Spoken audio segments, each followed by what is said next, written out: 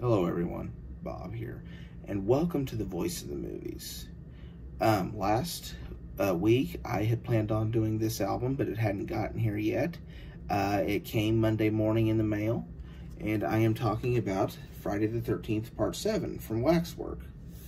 This is the subscriber variant, so we're going to look at the artwork and everything first, and then I'll give you my thoughts on the score. This is the front cover. Of course, the side here, Friday the 13th Part 7, The New Blood. And it's Waxwork 13.7. I like how they're numbered like that so that you can put all the Friday the 13ths together on your shelf.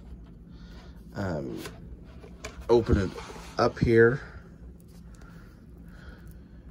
For the gatefold, you have Jason holding the motorized saw blade. Then you shut it. Here's the back artwork. You have Tina Shepard, is played by Lara Park Lincoln. There's your track listing.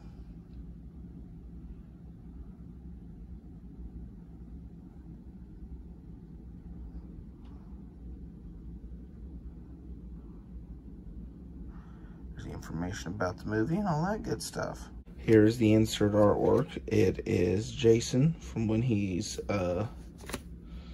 set on fire towards the end of the film.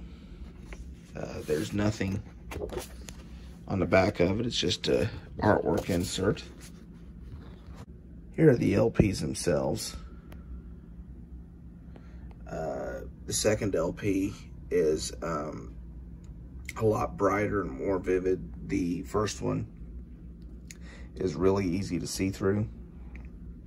Of course, side C and side D respectively have, if I can get a hold of it,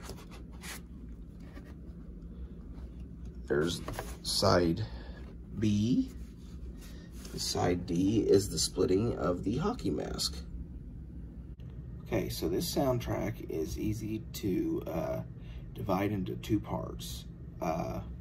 There's new stuff that is exclusive to this film, and the new stuff was composed by Fred Mullen,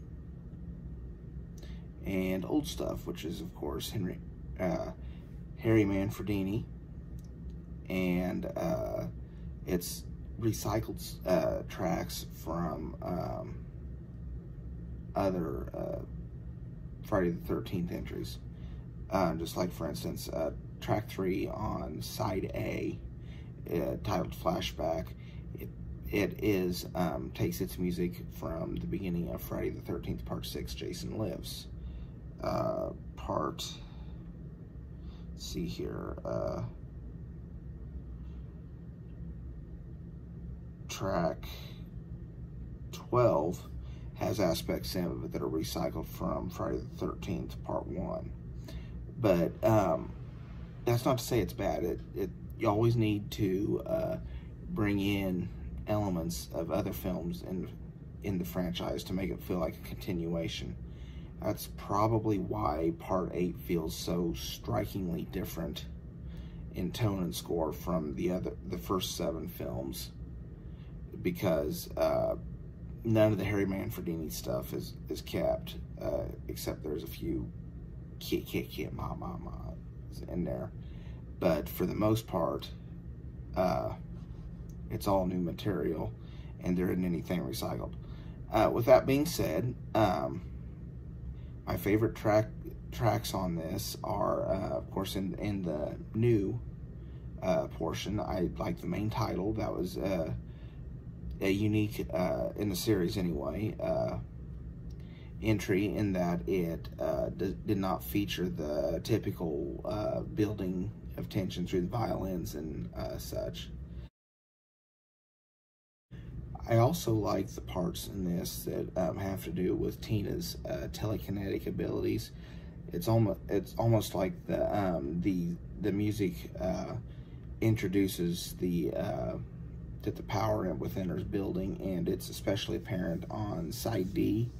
And of course, if you're familiar with the movie, you'll know that that's when she starts using her telekinetic powers against Jason.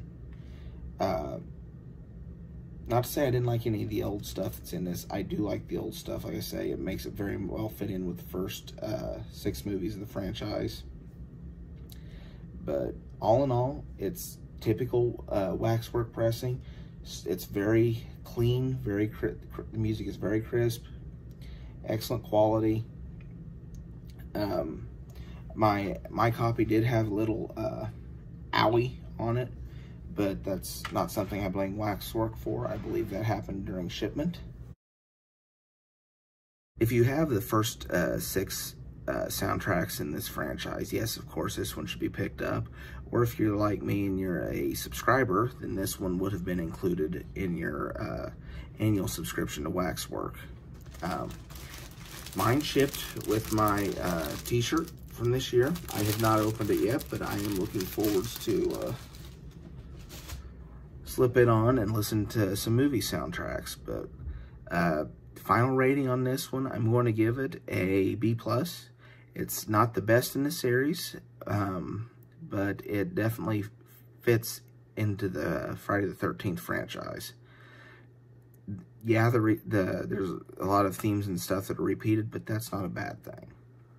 Fred Mullins' stuff is excellent in this as well. And of the 2 that are coming out this year, Jason Takes Manhattan coming out at some point as part of the subscription for Waxwork. I prefer the New Blood soundtrack, but we will review that one, of course, when it comes out as well. Thank you so much for watching. If you enjoyed this soundtrack review, please give it a like. Please consider subscribing to my channel. I try to have new content daily. Soundtrack reviews are up on Saturdays. Follow me on Facebook or Twitter. Just search for Bob the Film Guy. And for now, this is Bob, signing off.